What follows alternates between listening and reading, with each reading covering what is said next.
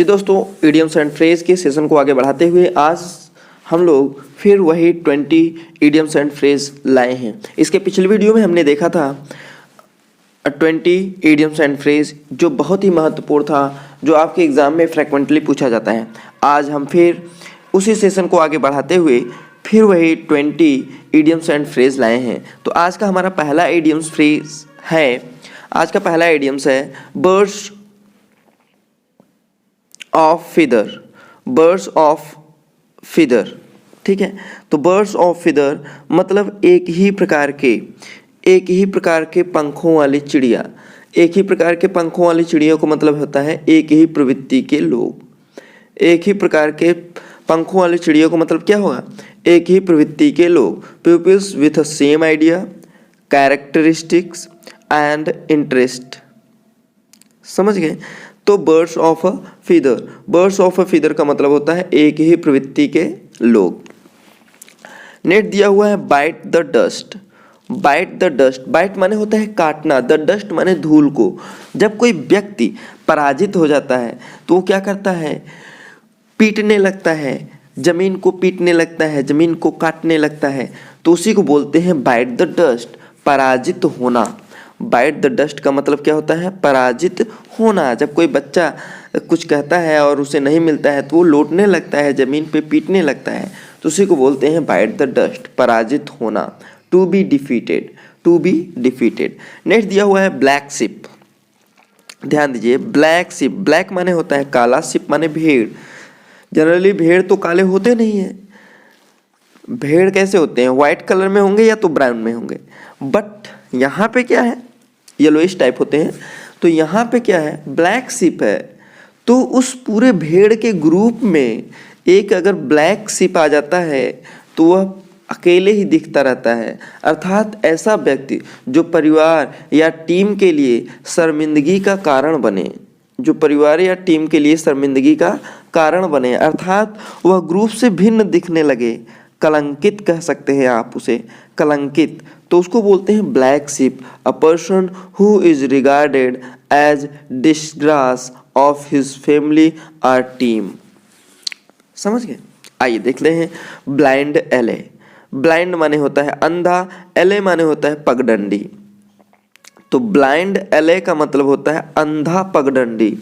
हम ऐसे पगडंडी को पकड़ लें जो अंधा हो। अंधा का मतलब ये है कि जिसका ये पता ना हो कि ये कहाँ जाएगी, तो उसी को बोलते हैं ब्लाइंड एले। तो जब कहाँ जाएगी यह पता नहीं है तो वो क्या हो जाएगा?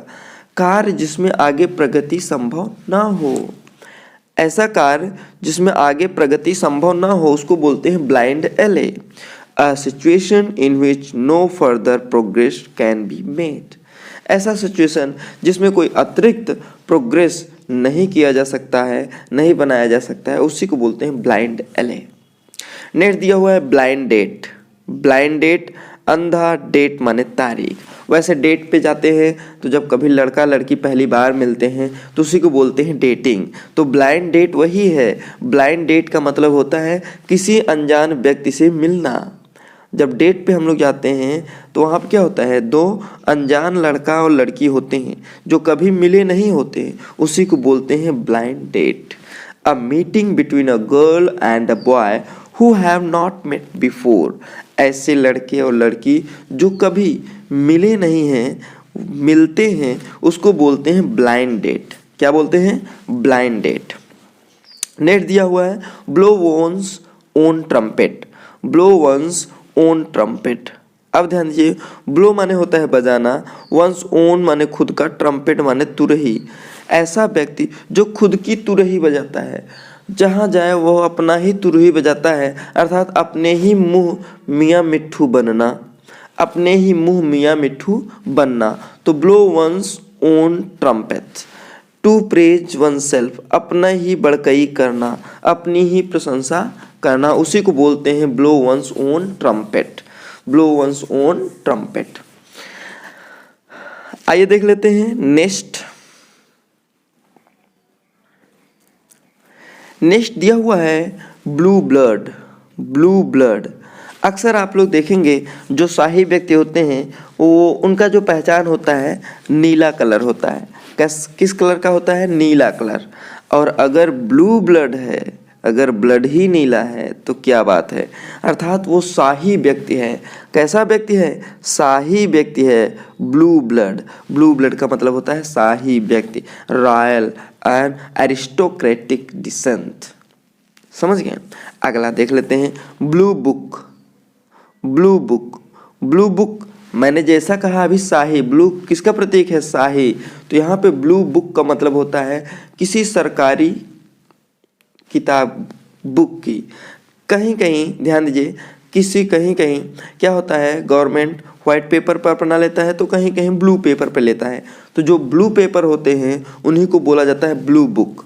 क्या बोला जाता है? Blue book. जब ब्लू बुक पे कोई रिपोर्ट आता है तो उसी को बोलते हैं सरकारी रिपोर्ट। क्या बोलते हैं?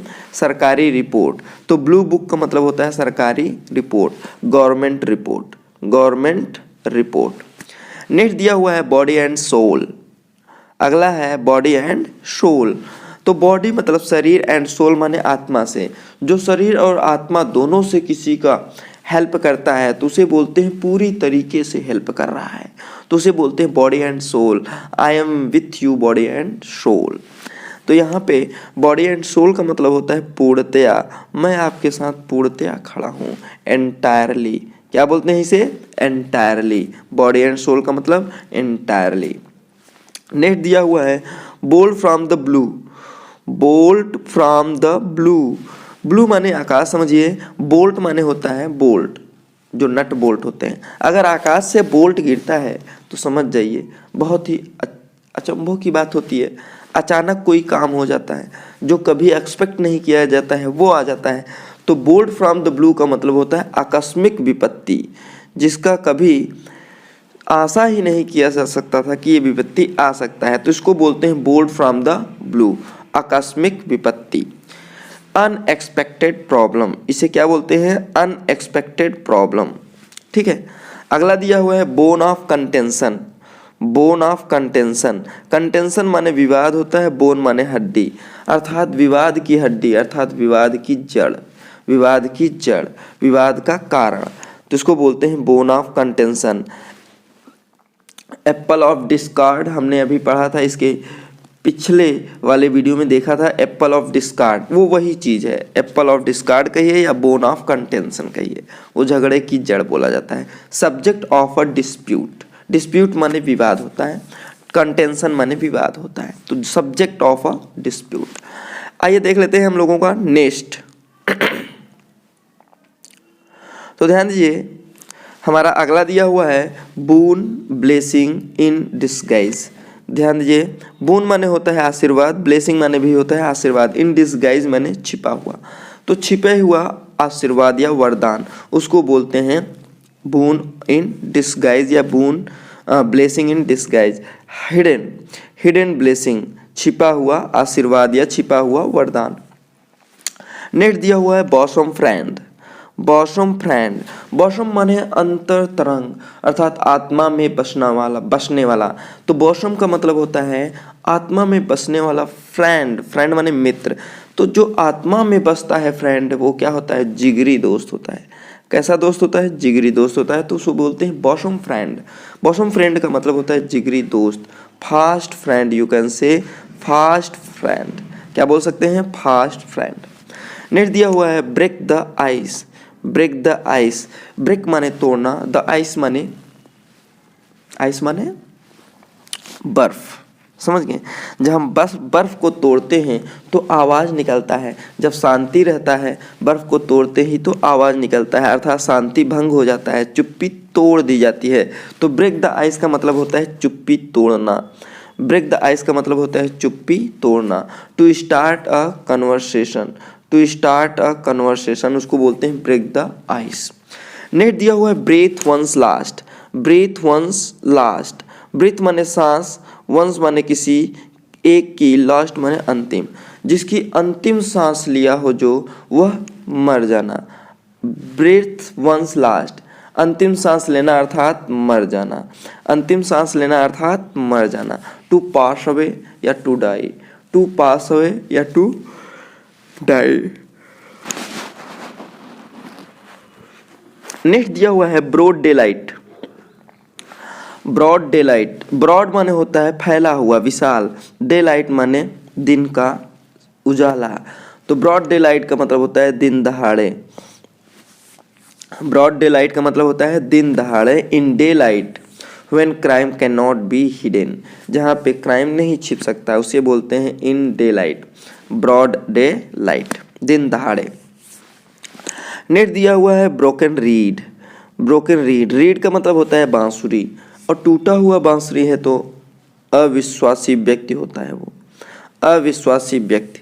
अर्थात ब्रोकन रीड, अगर कोई बांसुरी बजा रहा है और वो टूटा हुआ है, उसे पता है ये टूटा हुआ है, अच्छा सुर नहीं देगा, अर्थात उसे पहले से ही विश्वास है कि ये अच्छा स्वर नहीं देगा, अर्थात वो बांसुरी उसके लिए क्या हो गया, अविश्वासी। तो ब्रोकन रीड का मतलब होता है अविश्वासी व्यक्ति, a weak unreliable person. Next दिया हुआ है brown study. Brown study, brown का मतलब होता है जल जाना, वैसे ब्राउन माने भूरा भी होता है, झुलस जाना, जल जाना। तो ब्राउन स्टडी माने अगर अध्ययन करते करते वो जल रहा है तो अर्थात एकदम अध्ययन में लीन है, अध्ययन में विचार मग्न है, उसे बोलते हैं ब्राउन स्टडी। क्या बोलते हैं, brown study, a state of deep thought, a state of deep thought, एकदम गहराई से सोचना। नेक्स्ट दिया हुआ है bull in the china shop. Bull in the china shop, अगर चाइना की दुकान है और उसमें बुल माने कोई बैल होगा, चाइना की दुकान में बैल होगा, इम्पॉसिबल। चाइना की दुकान में बैल हो नहीं सकता है, चाइना के सामान इतने छोटे छोटे और बैल इतना भारी। तो आप समझ सकते हैं कि चाइना की अगर दुकान है तो उसमें सामान कैसे होंगे, एकदम छोटे होंगे, ठीक है, एकदम छोटे होंगे, भारी भरकम नहीं होंगे। तो वो क्या हो गया, अनएक्सपेक्टेड, जो जगह के अनुकूल ना हो। Bull in the china shop, अर्थात जो जगह के अनुकूल ना हो। One who is out of place in a delicated situation. Next दिया हुआ है burn a hole. Burn a hole in the pocket.